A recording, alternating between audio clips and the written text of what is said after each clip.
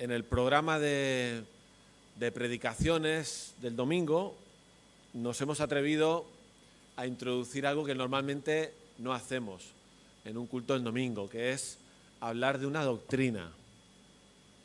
Si seguís el programa, pues veréis que hoy empezamos a hablar de una doctrina, se titula Cristología, que quiere decir estudio de Cristo, ¿se entiende?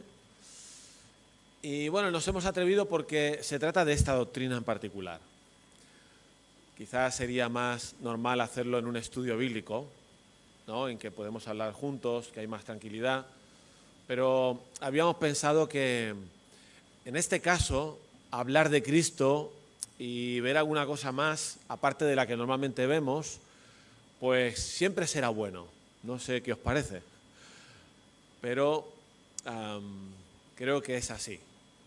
Para un cristiano, la mayoría creo que lo somos, pues esto tiene que ser su pasión, profundizar y saber más acerca de la persona en quien crees, ¿no? Y cuanto más estudiamos, más sabemos y también más te quedas pues asombrado de quién es Jesús. Así que os invito pues a estos 3 domingos a tener este pensamiento de intentar saber más acerca de aquel en quien creemos.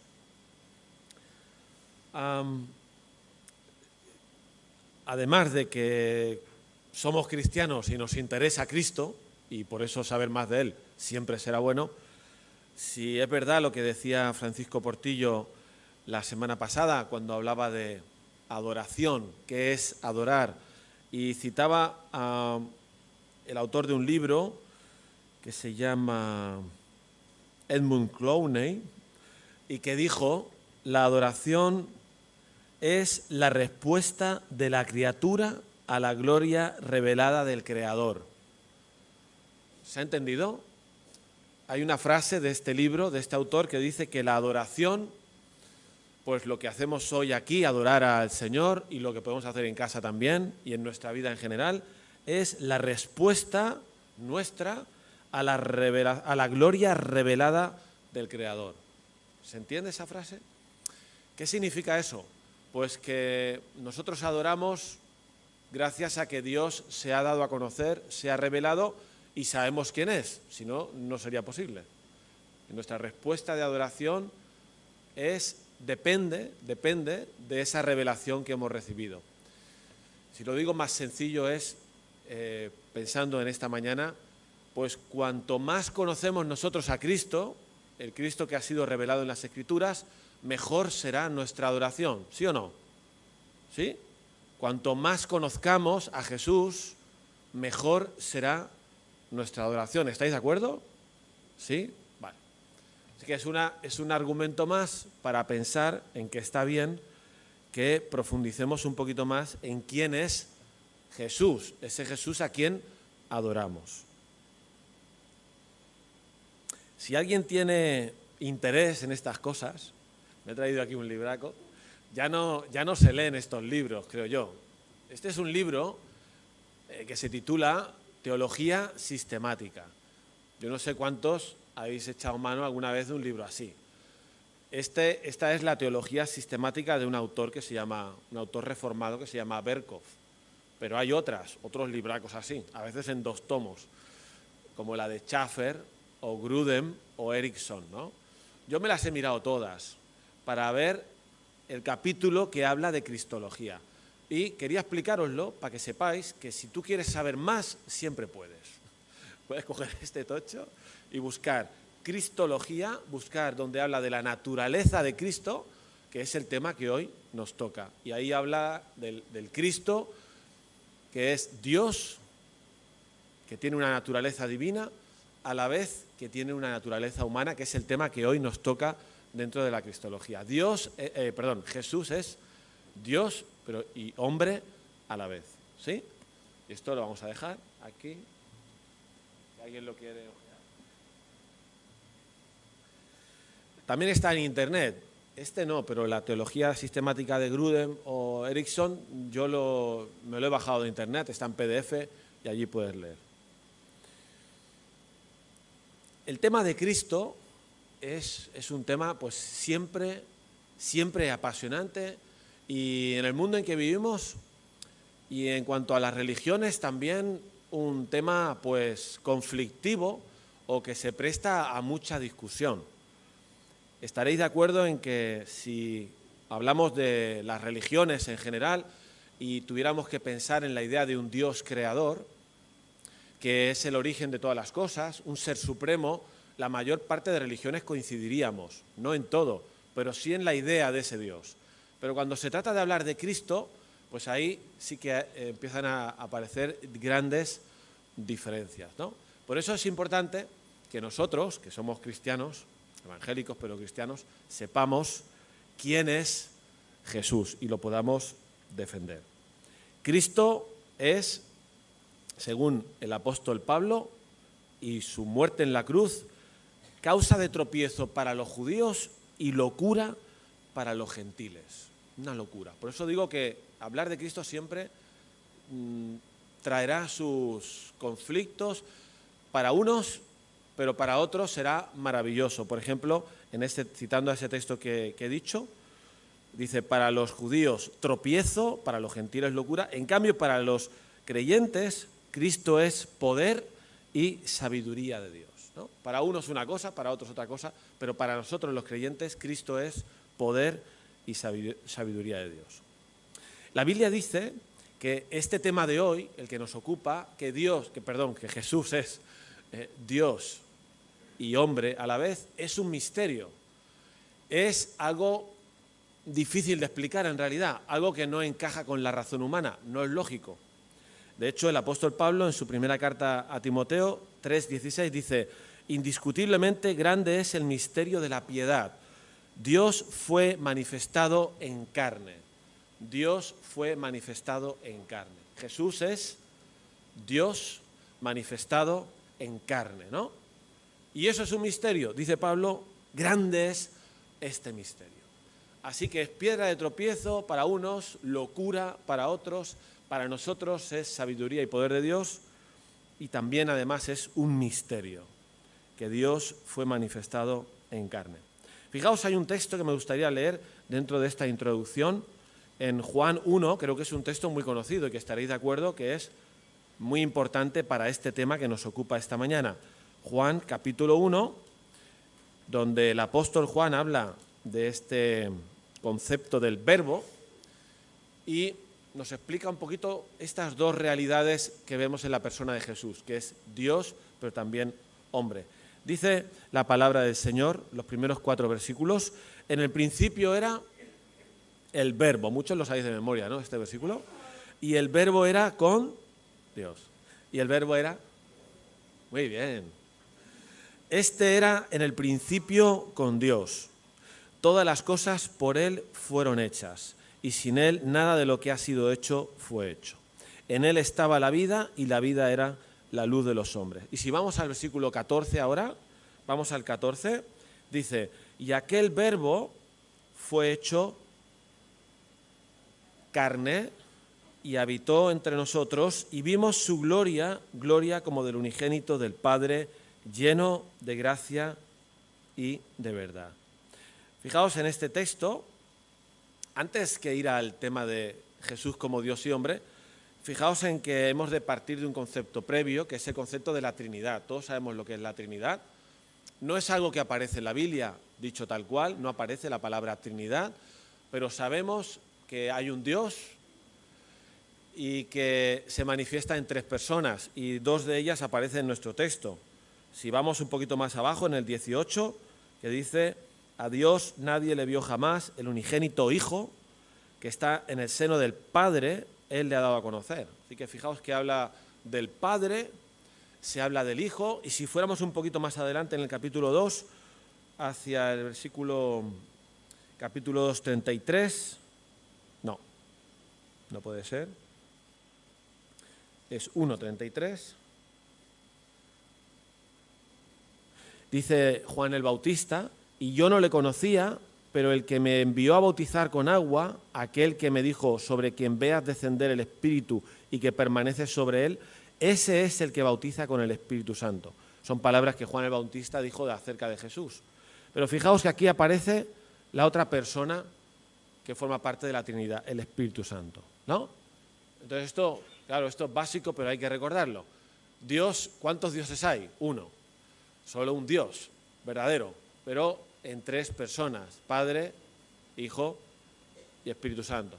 Cuando estamos hablando del Verbo, en este capítulo 1, que el Verbo era Dios y que ese Verbo se hizo carne, ¿de qué persona de la Trinidad estamos hablando? De la segunda persona del Hijo. Esto se entiende, pero había que recordarlo. Así que lo que vemos aquí en este texto es que ese verbo, que significa en griego, o al revés, viene de la palabra logos, la palabra, no es solo un concepto impersonal, el logos, la palabra, sino que dice Juan que ese verbo se encarnó y que habitó entre nosotros. ¿Usted está hablando? ¿De quién está hablando? De la segunda persona de la Trinidad, el Hijo de Jesús, ¿no? Y vemos que en este texto se le llama a ese verbo Dios. El verbo era Dios, lo dice bien claro. Jesús era Dios ya y que se encarnó. Por lo tanto, es divino, pero a la vez humano, porque tomó forma humana y se encarnó. Y esto, que para nosotros, probablemente para muchos de nosotros, es algo incuestionable, pues es algo que a lo largo de la historia se ha discutido. Y ha habido quienes han dicho que Jesús no era humano, y a lo largo de la historia ha habido quienes han dicho que Jesús no es divino, ¿no? Fijaos, estoy en la introducción, pero para que veáis que esto es verdad.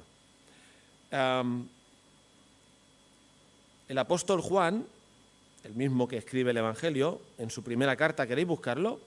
Y así nos movemos un poco. Buscar primera carta de Juan 4, 1.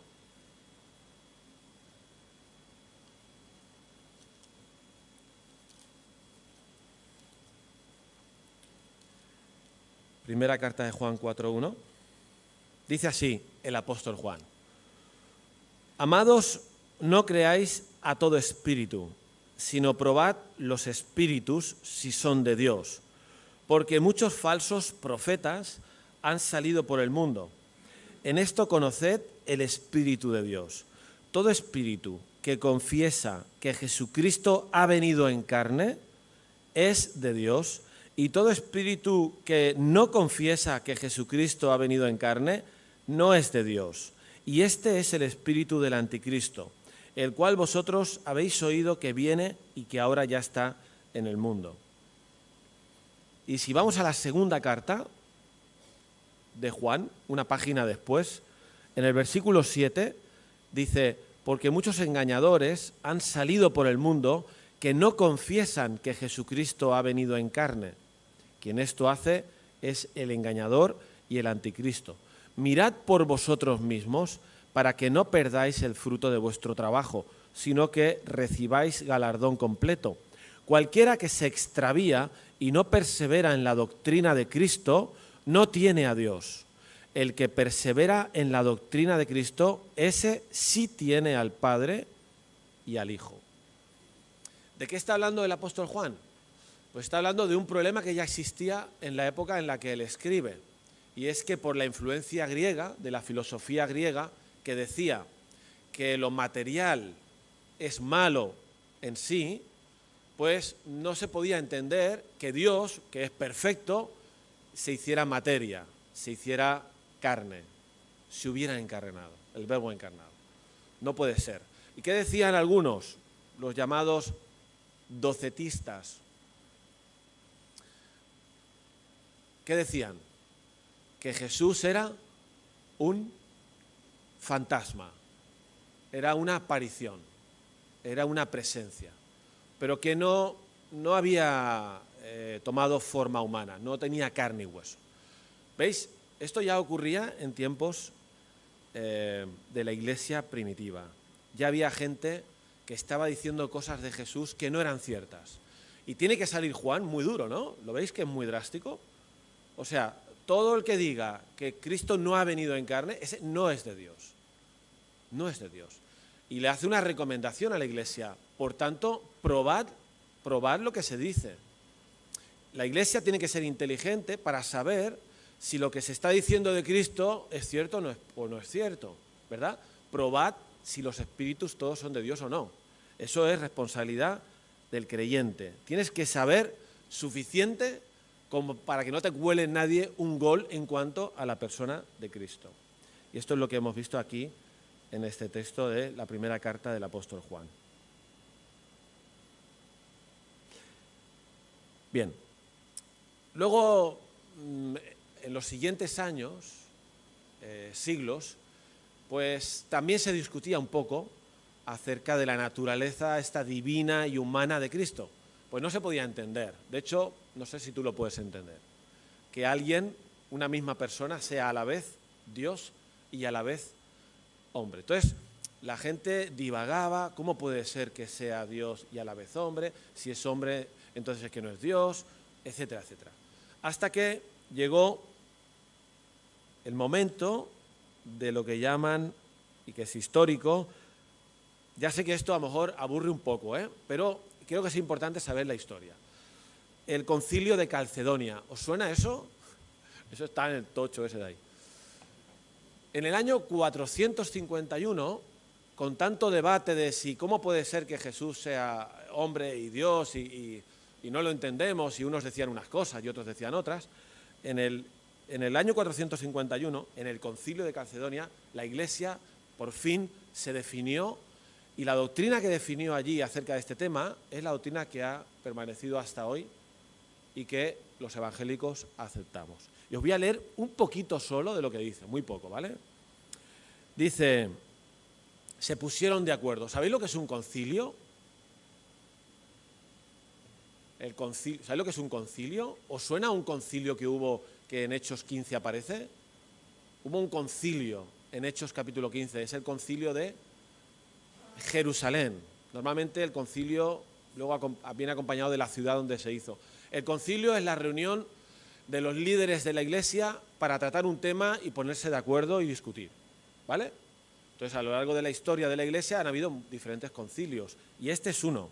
Y aquí llegaron a un acuerdo que es el siguiente. Siguiendo pues a los santos padres, todos a una voz. Cuando dice los santos padres se refiere a los que fueron discípulos de los apóstoles, ¿vale? No a los apóstoles, pero a los que siguieron. Repito, siguiendo pues a los santos padres, todos a una voz enseñamos que ha de confesarse a uno solo y el mismo Hijo, nuestro Señor Jesucristo, el mismo perfecto en la divinidad, perfecto Dios, y el mismo perfecto en humanidad. Dios verdaderamente, y el mismo verdaderamente hombre de alma racional y con cuerpo, consustancial con el Padre en cuanto a la divinidad, y el mismo consustancial con nosotros en cuanto a la humanidad, semejante en todo, menos en el pecado. Año 451. Llegaron a este acuerdo. Y repito que eso ha sido el acuerdo, leer los libros, de lo que cree la Iglesia evangélica mayoritariamente, ¿vale? Ahora, ¿qué pasó luego, para terminar esta introducción histórica, qué pasó luego cuando a finales del siglo XVIII ya la filosofía había evolucionado? ¿Os suena un tal Descartes, filósofo? Es el padre del racionalismo. ¿Sabíais eso, los estudiantes aquí? Descartes era el padre del racionalismo, ¿no? Qué interesante esto, ¿eh?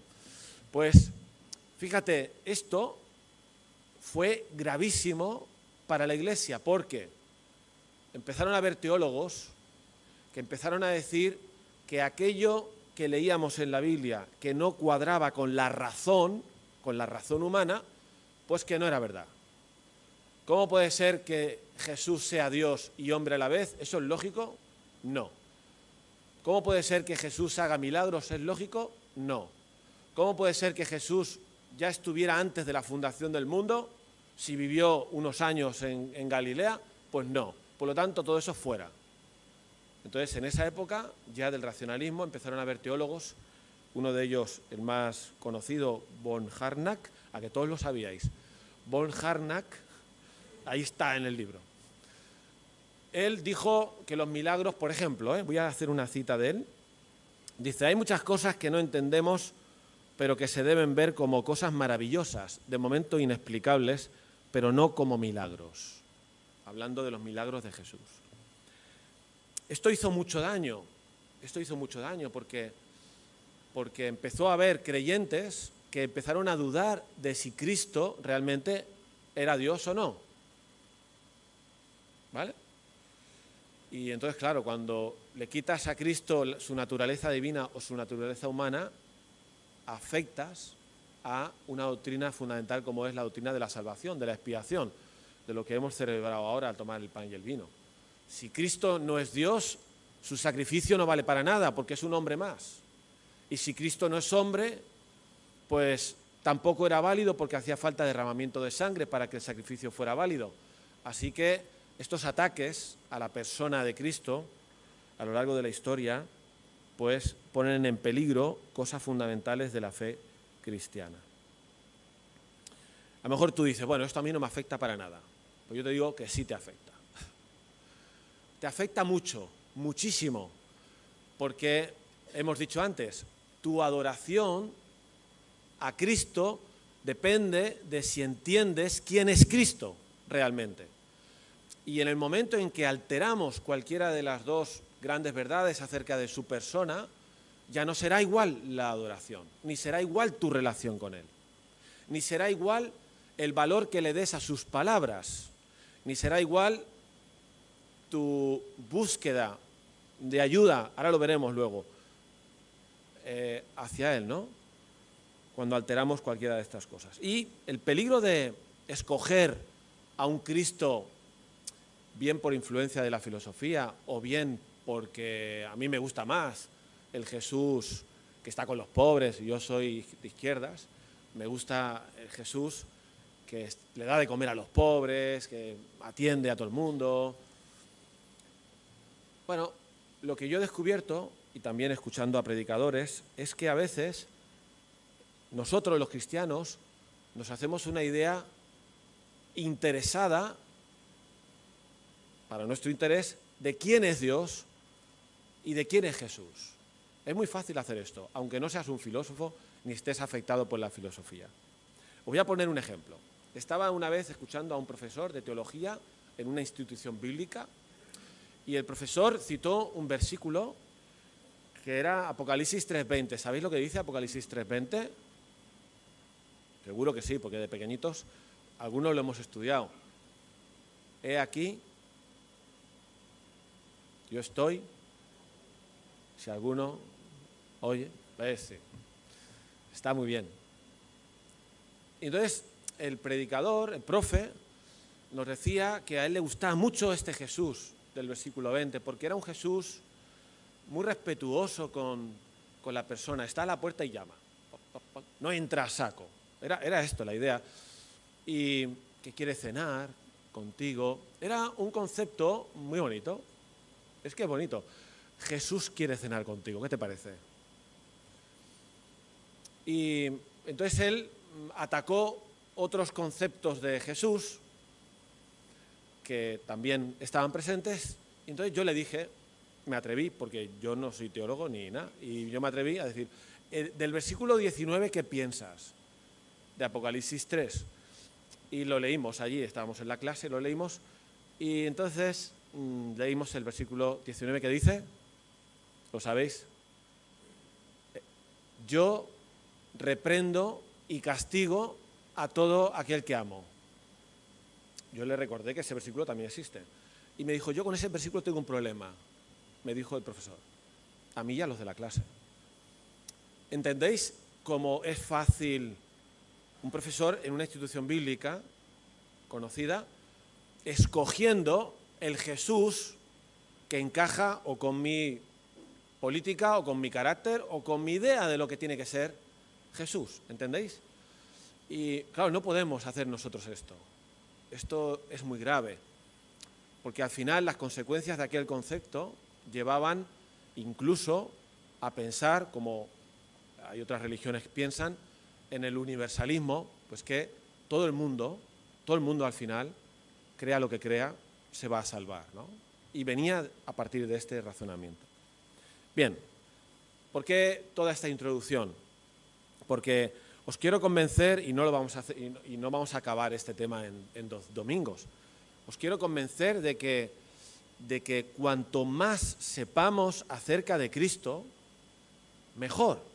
Mejor para evitar errores y mejor para adorar mejor a la persona que pretendemos adorar cuando venimos aquí al culto. No nos podemos conformar con saber que Jesús nació en Belén y murió en la cruz del Calvario, y ya está. Estoy simplificando un poco, ¿vale? Cuanto más, mejor. Bien, entonces ahora vamos al texto que esta mañana Alba ya leyó, Filipenses 2, porque aquí encontramos un poquito más de enseñanza acerca de este tema, ¿vale? Pero espero que me sepa explicar y con algunas aplicaciones para nosotros, que nos van a afectar sí o sí, ¿de acuerdo? Entonces aquí tenemos el gran texto, uno de los grandes textos de la doctrina de Cristología, uno de los grandes textos, que dicen que era un himno que cantaba la iglesia primitiva, un himno. Dice el versículo 5 de Filipenses 2. Vamos a buscar este texto y lo tenéis ahí presente. Haya pues en vosotros este sentir que hubo también en Cristo Jesús, el cual siendo en forma de Dios, no estimó el ser igual a Dios como cosa a que aferrarse, sino que se despojó a sí mismo, tomando forma de siervo, hecho semejante a los hombres, y estando en la condición de hombre, se humilló a sí mismo, haciéndose obediente hasta la muerte y muerte de cruz. Por lo cual, Dios también le exaltó hasta lo sumo y le dio un nombre que es sobre todo nombre, para que en el nombre de Jesús se doble toda rodilla de los que están en los cielos y en la tierra y debajo de la tierra, y toda lengua confiese que Jesucristo es el Señor para gloria de Dios Padre. Por tanto, amados míos, como siempre habéis obedecido, no como en mi presencia solamente, sino mucho más ahora en mi ausencia, ocupaos en vuestra salvación con temor y temblor. Bien. En este texto encontramos esos dos ingredientes también, el Jesús que es Dios y el Jesús hombre. ¿Lo habéis visto? Versículo 5, versículo 6, Cristo Jesús, el cual siendo en forma de Dios. Ahí vemos su divinidad. Y un poquito más abajo habla de que se despojó a sí mismo, versículo 7, tomando forma de siervo, hecho semejante a los hombres, su humanidad. Lo que vemos en este pasaje, pues no es solo que Jesús era Dios y se hizo hombre, sino cómo es ese proceso para llegar hasta allí, ¿vale? Los pasos, la escalerita esta. Está muy bien esta escalerita porque lo dibuja muy bien. Una escalera hacia abajo. El camino que hizo Jesús desde su deidad, desde ser Dios, hasta abajo, ¿vale? Jesús es Dios. Cuando dice nuestro texto que era en forma de Dios, esto yo voy a decir la conclusión, no voy a explicar todo el camino, pero quiere decir que Jesús era Dios desde la eternidad y hasta la eternidad. No existe esto de forma, o sea, como una imagen que no es exacta, sino que cuando Pablo está diciendo esto, lo que está diciendo es que Jesús era Dios ya desde antes de la fundación del mundo. Esto es importante, Jesús es Dios, tú lo sabes, ¿verdad? Pues es importante que sepas encontrar en la palabra versículos que apoyan esta doctrina, porque que el hecho de que Jesús sea Dios tiene muchas implicaciones para nosotros prácticas, ¿vale? Hay otros versículos, por ejemplo 2 Corintios 4, que habla de que la luz del Evangelio de la gloria de Cristo, habla de ese Cristo que es la imagen de Dios. O Colosenses 1:15, ¿os acordáis de ese versículo? Que dice, Cristo es la imagen del Dios invisible, el primogénito de toda creación, porque en Él fueron creadas todas las cosas, las que hay en los cielos, las que hay en la tierra, visibles e invisibles, y todo fue creado por medio de Él y para Él. Él es el creador y Él es antes de todas las cosas, y todas las cosas en Él subsisten. Él es eterno. Él lo dijo a los judíos, les dijo, antes que Abraham fuese, yo soy, yo existo. Eso no lo puede decir un hombre. Para decir, antes que Abraham fuese, antes que Abraham existiese, yo ya estaba, solo lo puede decir alguien que es eterno y que es Dios. Hay un texto que también apunta a eso, que es Juan 17, cuando el Señor Jesús está orando la última noche iba a decir con los discípulos, pero no, con el Padre, y Él dice, ahora pues, Padre, glorifícame tú al lado tuyo con aquella gloria que tuve contigo antes que el mundo existiera. Claro, ¿quién está diciendo esto? Es Jesús. ¿Es hombre? Sí, está allí, de cuerpo y... está allí físicamente hablando con su Padre, pero le está pidiendo al Padre que lo glorifique después de que consuma la salvación, el sacrificio y resucite. Dice, glorifícame con aquella gloria que tuve contigo antes que el mundo existiera. Es el Jesús, Dios, que estaba en la gloria y que disfrutaba de la gloria de Dios. Y hay un último versículo, Hebreos 1. Estos son, como diría un amigo, joyas de la Biblia que nos hablan de ese Jesús que es Dios. Dice que, versículo 3 de Hebreos 1, el cual, hablando del Hijo, voy a leer el 2, en estos últimos días nos ha hablado por el Hijo, a quien constituyó heredero de todo y por quien asimismo hizo el universo. Fijaos esta frase ahora que viene, el cual, siendo el resplandor de su gloria y la imagen misma de su sustancia,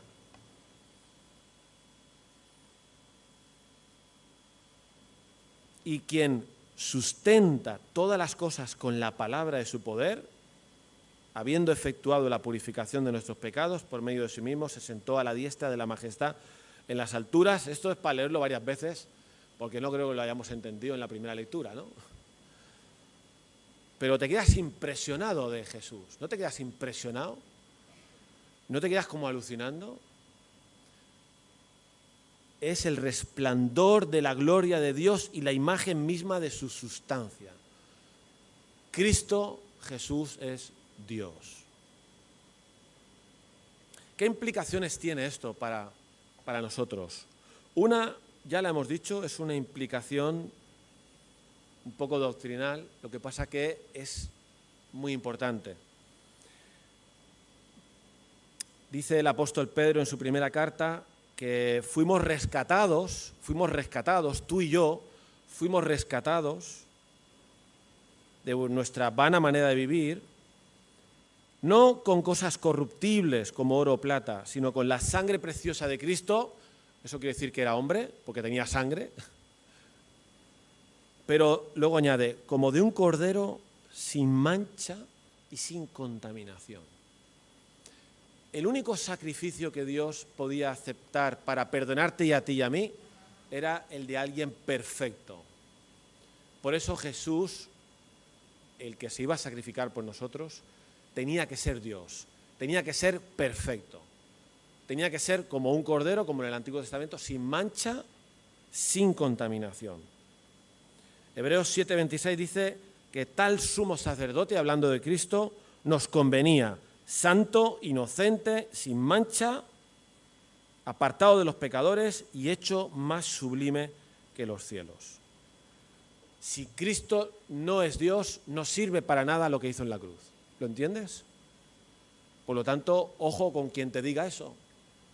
Y lo que hemos de reconocer es que hoy día se tiende a cuestionar la divinidad de Cristo y a humanizarlo.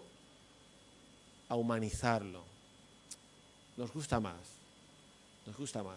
humano. Pero si no es Dios, de nada sirve lo que hizo en la cruz. ¿Qué implicación tiene para nosotros el hecho de que Cristo es Dios? Pues que tiene que ser adorado, alabado, exaltado. ¿Cómo acaba este himno que hemos leído aquí. Por lo cual Dios lo exaltó hasta lo sumo. Un cristiano que entiende esto es un exaltador de Jesús. Es un profesional del exaltamiento de Cristo. O sea, sale por nuestra boca hablar de Jesús, honrar a Jesús. De hecho, Jesús lo dijo. El que no honra al Hijo, no honra al Padre. Son palabras de Jesús. El que no honra al Hijo, como a Dios, no honra al Padre. Entonces, tú y yo, esto es una implicación práctica. ¿A qué te tienes que dedicar tú y yo? A exaltar a Cristo. El apóstol Pablo lo dice aquí, no solo lo dice porque Cristo es Dios, también lo dice porque se humilla, pero lo que hace el Padre es exaltar a su Hijo dándole un nombre que es sobre todo nombre. Tú y yo deberíamos de vivir exaltando a Jesús. No hay nadie más grande que Jesús. Nunca conocerás a nadie más grande que Jesús. Solo Él es Dios.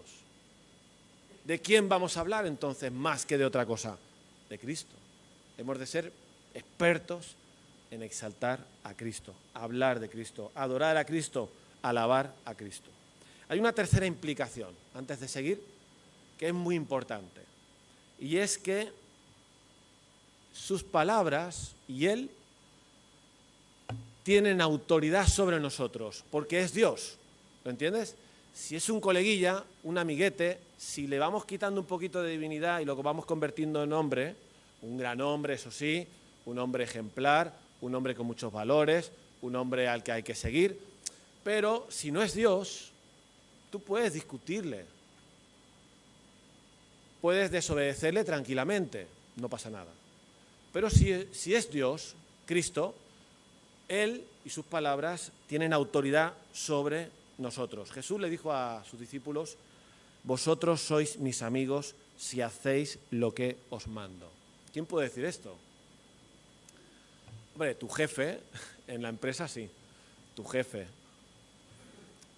Pero solamente Dios puede tener esa autoridad, le dijo a los discípulos.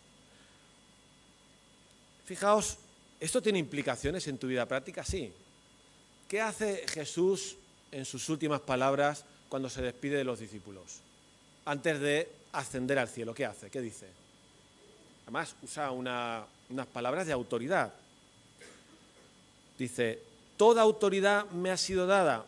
Mateo 28, 18. Toda autoridad me ha sido dada en el cielo y en la tierra. Toda autoridad. Por tanto, no dice por tanto, perdón. Dice, id pues y haced discípulos a todas las naciones, bautizándolos en el nombre del Padre, del Hijo y del Espíritu Santo, enseñándoles a guardar todo lo que os he mandado. Entonces, ¿la Iglesia puede ignorar este mandamiento? Si viene de Cristo Dios, no puede. Y eso a mí me hace pensar que estas palabras no son de mis padres, no son de un amigo, no son del pastor, no son de alguien a quien tú respetas mucho, vienen de Cristo Dios, de Cristo Dios. Entonces, claro, esto te hace adorarle, alabarle, darle gracias porque su sacrificio es el perdón, pero también hemos de reconocer que, y entonces, ¿a qué nos tiene que llevar esta reflexión? A que hemos de prestar mucha atención a la palabra de Cristo, a sus palabras, y tomarlas muy en serio. Cuando Él, en el Sermón del Monte, ¿os acordáis? Dice, pues, que hay que amar al enemigo. O en el Padre Nuestro, que hay que perdonar a quien te ha hecho daño. Son las palabras de Jesús. ¿No os parece que a veces, sabiendo lo que Él dice, no lo hacemos y no nos pasa nada? O que incluso le discutimos un poquito. Igual Jesús, estás exagerando cuando dijiste eso, ¿no? Porque al final nosotros podemos correr el peligro de colocarnos a la altura de Él. Pero no podemos, porque Él es Dios. Nosotros estamos por debajo. Es verdad que hay palabras de Jesús que hay que estudiar y que saber lo que quiere decir, eso claro. Pero a veces podemos acercarnos a la palabra de Dios, a las palabras de Jesús, y fácilmente decir, bueno, esto era para otro tiempo, y a veces es verdad que era para otro tiempo. Yo no estoy diciendo que no es verdad, estoy diciendo, ojo con la alegría con la que hacemos eso. Ojo porque son las palabras de Cristo. ¿Sabéis? En este versículo que hemos leído hay una promesa final. Mateo 28, 20 dice, y he aquí yo estoy con vosotros todos los días hasta el fin del mundo. ¿Os acordáis? Yo sí me acuerdo, claro, porque lo dije yo. En un culto hablamos de Mateo 6, cuando el Señor dice, no os afanéis por vuestra vida. ¿Alguien se acuerda de eso? Bueno, del texto sí. Del día que lo hicimos no, pero del texto sí. Fíjate qué importante es saber quién es el Jesús que dice eso. Porque lo que te está diciendo es, no tengas miedo, no te afanes, no te preocupes tanto por la vida, por tu futuro, por lo que pasará o lo que no pasará a nivel económico, a nivel... No te preocupes tanto de eso. ¿Quién lo dice esto? Lo dice el psicólogo, tu psicólogo, para calmarte, no. Ni el libro de autoayuda, ni un amigo bien intencionado. Es Cristo Dios. ¿Entiendes? Quiero decir, o sea, es tan importante entender esto, pues si no, no hace ningún efecto en ti para calmarte un poco del miedo terrible que tienes a enfermarte, a que se te muera alguien, porque vivimos con miedos y miedos y miedos. ¿Qué dijo Jesús en esa enseñanza? No os afanéis, ¿por qué? Porque tenéis un Padre, porque vuestro Padre sabe y porque vuestro Padre puede, tiene todo el poder para hacer lo que haga falta. Son palabras del psicólogo, son palabras de tu padre, son de un amigo, son de un hermano en la fe, tienen el mismo peso, o si es la palabra de Cristo, Dios, tiene que tener un efecto sobre nosotros. ¿Os dais cuenta cómo no tenemos tan claro en el fondo que lo que dice la Biblia es Dios quien lo dice? ¿Os dais cuenta? Porque no siempre las palabras de Jesús son para nosotros normativas ni nos consuelan, no siempre, y están ahí. Y las sabemos. Entonces, recordar esto es muy importante. Seguimos en nuestro texto, que dice que el cual, siendo en forma de Dios, dice, no estimó el ser igual a Dios como cosa que aferrarse, sino que, ahora viene una palabra que tenéis que saber en griego, sino que se despojó a sí mismo tomando forma de siervo. La palabra despojó es kenos, ¿no? De donde viene kenosis. Los que estudian el libraco ese, pues saben que hay una doctrina que se llama la kenosis de Cristo. Que esto a mí, ¿para qué me sirve? Pues sirve para explicar que en un momento dado, ese Jesús, Dios, tomó un paso, se despojó, se vació, puso a un lado su divinidad o puso a un lado sus atributos divinos o los aparcó temporalmente, hay mucha discusión sobre eso, para tomar forma de siervo, ¿no? Eso es lo que llaman la kenosis, para que lo sepas, ¿eh? Y entonces, en ese proceso de la escalerica, pasa de ser Dios a no dejar de serlo, pero añadir a su naturaleza divina la naturaleza humana. ¿Me habéis pillado? Voy a poner un ejemplo de una película. ¿Habéis visto alguna película alguna vez que es de estas de la época medieval y hay un rey? ¿Habéis visto alguna película? Y que quiere conocer a su pueblo y vivir las vicisitudes que vive su pueblo, sus súbditos, y entonces se quita la vestimenta de rey y se disfraza de súbdito y va por la calle, pues arrastrándose por la vida sin dinero y viendo cómo la gente sufre para ganar y quejándose del rey, que es un... ¿Habéis visto alguna película así? Vale, pues esto nos sirve. Eso no lo he sacado del libro, ese rey ha dejado de ser rey no porque sigue siendo el rey. ¿Pero qué ha hecho? Ha aparcado por un momento su título o sus derechos y ha tomado otra naturaleza de súbdito para ser un súbdito. ¿Sí? ¿Os va bien este ejemplo o no? Hay un montón de libros escritos sobre si cuando Jesús se despojó, dejó de ser Dios. Hay gente que dice que dejó de ser Dios. Hay gente que dice que dejó de ser Dios en parte, que renunció a unos atributos sí, pero a otros no. Y hay un montón de cosas que se han dicho. Pero lo que mayoritariamente creemos es que Jesús no dejó de ser Dios, pero sí hizo como el ejemplo este que acabo de poner de la película. Aparcó temporalmente sus atributos. No todo, porque estando en vida de carne y hueso utilizó atributos de su naturaleza divina, pero aparcó algunos, eso sí. Y lo que están de acuerdo los teólogos y tal, los nuevos, los más modernicos, es que ese se despojó no solo significa que dejó a un lado temporalmente su divinidad sin dejar de ser Dios, sino que se explica ese despojarse en la explicación que continúa, y es que tomó forma de siervo. ¿Qué quiere decir que Jesús se despojó? Quiere decir que tomó forma de siervo, ¿se entiende? No estimó, yo creo que lo que dice Pablo se entiende, no estimó el ser igual a Dios, el vivir como Dios, como cosa a la que aferrarse, sino que fue capaz de, renunciando a eso, tomar forma de siervo. Y esas ambas cosas son despojarse, ¿vale? Esto es lo que dicen la mayoría de teólogos. Y entonces aquí vemos su humanidad. Forma de siervo, hecho semejante a los hombres, y la escalera que hemos visto. Por lo tanto, Jesús es 100% humano. Eso no hace falta insistir mucho, ¿verdad? Porque es algo que normalmente no se discute hoy en día. Quizá en los tiempos de la filosofía griega sí, pero hoy en día no se discute.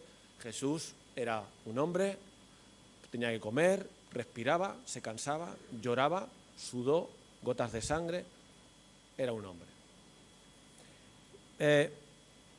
Y al ser un hombre renunció a cosas, eso sí que es verdad, renunció a su gloria, ¿lo habéis visto? Hemos leído Juan 17, glorifícame, ahora cuando vuelva a casa, le dice Jesús a su padre, glorifícame con aquella gloria que tuve, lo cual significa que cuando tomó forma humana, cuando se hizo hombre, renunció a esa gloria, ¿sí? La aparcó su gloria, ahora quiero que, te pido, Padre, que me vuelvas a dar la gloria que tenía antes, ¿no? La he perdido un rato, pero la quiero recuperar. Entonces Jesús evidentemente renunció a cosas al aceptar el ser como uno de nosotros. ¿Qué implicaciones tiene esto? Primero, volviendo al tema del sacrificio de Jesús. Si Jesús no hubiera sido hombre, su sacrificio no hubiera servido. Mejor dicho, hubiera sido materialmente imposible que se sacrificara, porque ¿quién iba a morir en una cruz si no tiene carne y hueso para morir allí? O sea, era necesario que Jesús fuera hombre para que pudiera ser crucificado y hubiera derramamiento de sangre, que esto es un poco así como raro de decir, pero es lo que dice el autor de la carta a los Hebreos, que sin derramamiento de sangre no hay remisión de los pecados.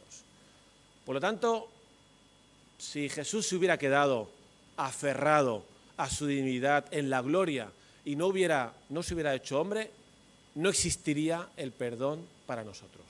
Por eso era importante que Jesús aceptara ir en esa escalera de humillación hacia abajo, haciéndose como uno de nosotros. Esa es una implicación. Y la segunda, solo quiero decir dos, la segunda es lo que dice el autor de la carta a los Hebreos en el capítulo 4, que dice: por tanto, teniendo un gran sumo sacerdote que traspasó los cielos, Jesús, el Hijo de Dios, retengamos nuestra profesión, porque no tenemos un sumo sacerdote que no pueda compadecerse de nuestras debilidades, sino uno que fue tentado en todo según nuestra semejanza humana, pero sin pecado. Acerquémonos, pues, confiadamente al trono de la gracia, para alcanzar misericordia y hallar gracia para el oportuno socorro. ¿Qué quiere decir esto? ¿Qué quiere decir? Esto te afecta a ti hoy, ahora. Ahora mismo esto te puede afectar.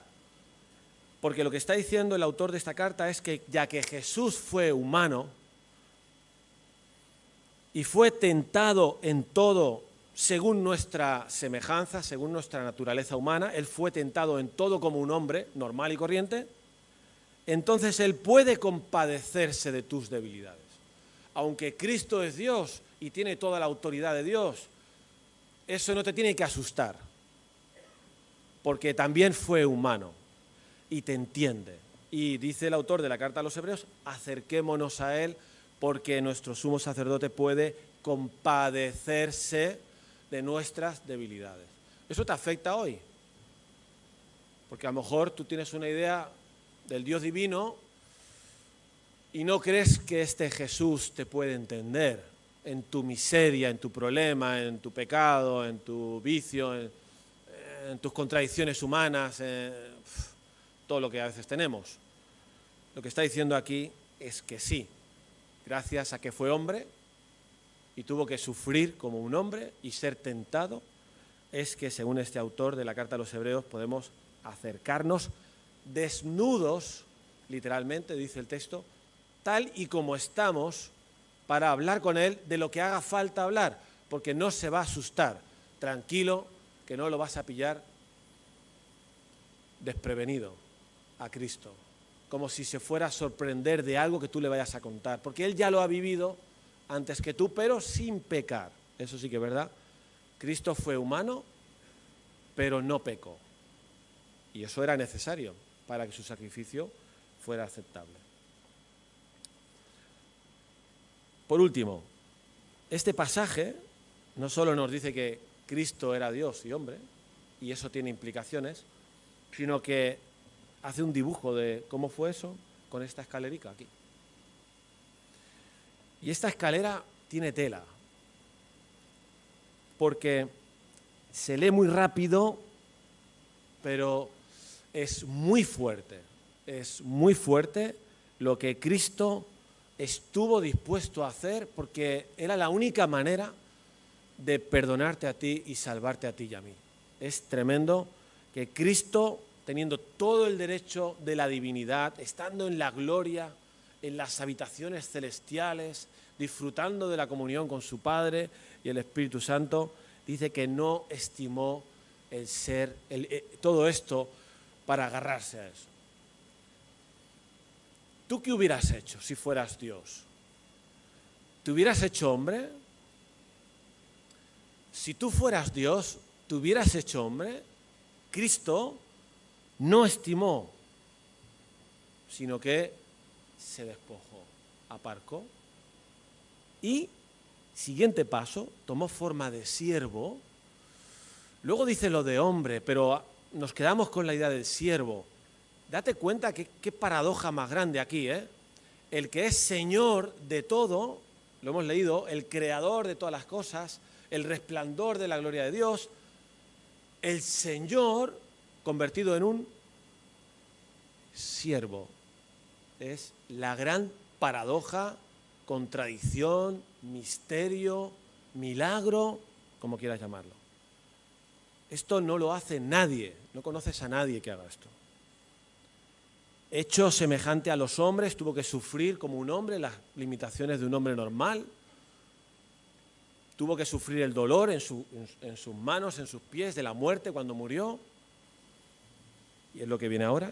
Estando en la condición de hombre, se humilló haciéndose obediente. Él, que es el Señor, a quien nosotros tenemos que obedecer, Él es el que se hizo paradójicamente obediente a su Padre hasta la muerte. Y muerte de cruz. La muerte peor que había en aquella época de los criminales. La muerte de los criminales, de los ladrones. Ningún ciudadano romano era crucificado en una cruz, porque eso era para gentuza. La muerte de cruz era para gentuza, para lo peor. Y Cristo, el resplandor de la gloria de Dios, la imagen misma de la sustancia de Dios, muere como un delincuente vulgar en la cruz, abandonado por los suyos, burlado por su pueblo.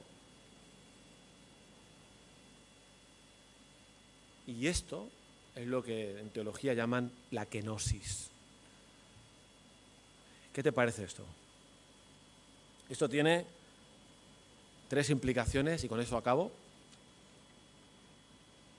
¿Sabéis por qué el apóstol Pablo explicó esto aquí? Esto de Jesús. ¿Sabéis por qué lo dijo? ¿Qué le preocupaba a Pablo? ¿Alguien se acuerda? Los versículos anteriores lo dicen. Dice que en la relación unos con otros, aquí en la iglesia, en casa, en la familia, en la pareja, en los hijos y tal, dice que hemos de ser, el apóstol Pablo dice, humildes, estimando cada uno a los demás como superiores, no mirando cada uno por lo suyo propio, sino cada cual también por los otros. Y entonces pone el ejemplo de Cristo, para que haya en vosotros el sentir que hubo en Cristo Jesús. ¿Qué implica esto que acabamos de ver, esta escalera aquí? Implica que tú y yo, en nuestra relación con nuestro marido o mujer, hijos, hermano de la iglesia, no podemos tener orgullo ni egoísmo porque Cristo no lo tuvo. Esa es una implicación. Tú y yo hemos de ser humildes y lo contrario de egoístas, entregados a la necesidad de mi hermano para ayudarle, porque dice Pablo, no mirando cada uno por lo suyo propio. No estamos aquí para pensar en uno mismo, sino para pensar en los demás. Esto es una implicación de haber visto esta escalera de bajada de Cristo desde su divinidad hasta lo más abajo que podía bajar. Hay una segunda implicación que está en el versículo 12. Por tanto, versículo 12 de Filipenses 2, por tanto, ya que Cristo, vuestro ejemplo, fue obediente hasta la muerte y muerte de cruz, dice Pablo a los filipenses, como siempre habéis obedecido, pues ahora más, seguid haciéndolo, ocupándoos de vuestra salvación con temor y temblor. Esto es una implicación. Cuando tú miras a Jesús y ves lo que Él ha hecho, no solo que es Dios y que es hombre, no, ves lo que ha hecho para llegar a ser hombre y hacer lo que hizo. Tú y yo hemos de ser obedientes y ocuparnos en nuestra salvación con temor y temblor. No que nos salvemos, no, sino que nos ocupemos en aquello que tiene que ver con el hecho de que hemos sido salvados y tenemos una vida nueva y nos hemos de ocupar en eso, porque Cristo se ocupó de nuestra salvación y le costó mucho.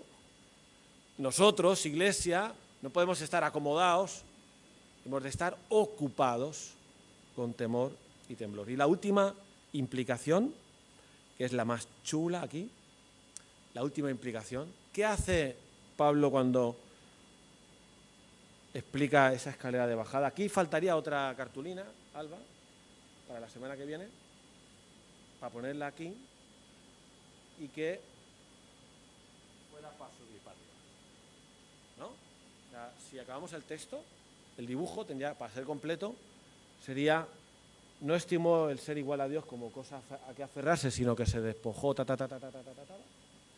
Por lo cual, versículo 9, Dios también le exaltó hasta lo sumo. La palabra exaltar en griego no existe en la Biblia, el que se usa aquí. Solo se usa aquí. ¿Qué quiere decir? Y no es un exaltar normal. Leyendo por ahí, libracos, dice que es sobreexaltar. Dios, el Padre del Hijo, que fue humillado hasta lo más bajo, Dios, el Padre, le exaltó, le sobreexaltó, le más que exaltó, hasta lo sumo, ¿te das cuenta el lenguaje? hasta lo más alto, hasta la más alta consideración que jamás nadie puede ser considerado. Cristo, por eso he dicho, no hay nadie como Jesús. Si algo sacamos de esta cristología de hoy, es que no hay nadie como Cristo y Dios lo reconoce, su Padre, porque ve que el Hijo estuvo dispuesto a la humillación, a la obediencia, a la muerte. Y Dios lo exaltó, lo sobreexaltó hasta lo sumo. Y le dio un nombre que es sobre todo nombre, para que en el nombre de Jesús se doble toda rodilla, de los que están en los cielos, en la tierra y debajo de la tierra, y toda lengua confiese que Jesucristo es el Señor. Es la escalera de su vida. ¿Dónde está Cristo ahora? No está en la tumba ni está humillado. Resucitó, venció a la muerte, está a la diestra de la majestad en las alturas. Y allí, cuando estemos algún día delante de Él, ¿qué haremos? Como dice Apocalipsis, a gran voz diremos, el Cordero que fue inmolado es digno de recibir la gloria, la honra, el poder, todo. Porque es el Creador, Dios, pero porque fue el Cordero inmolado, hombre, sacrificado por nosotros. ¿Qué implica esto para ti y para mí? Pues que, si antes hemos dicho que porque es Dios le adoramos, ¿no? También le adoramos por lo que ha hecho, para ir hasta abajo del todo. No solo porque es Dios y merece el aplauso del Creador, sino porque hizo lo que hizo, y Apocalipsis nos enseña que algún día estaremos por la eternidad dedicándonos a aplaudir a Cristo. Todos los días nos levantaremos, un aplauso. Todos los días de la eternidad, cuando mueras y estemos con Él, todos los días estaremos mirando hacia el trono, al que está sentado en el trono, y al Cordero, inclinaremos las rodillas, entregaremos nuestras coronas, y algún día incluso los que no creen, dice, doblará la rodilla. Algún día se doblará la rodilla delante de ese Cristo Dios hombre. ¿Por qué? Porque es el Señor. Cristo es el Señor. Y ante Él nos ponemos de rodillas.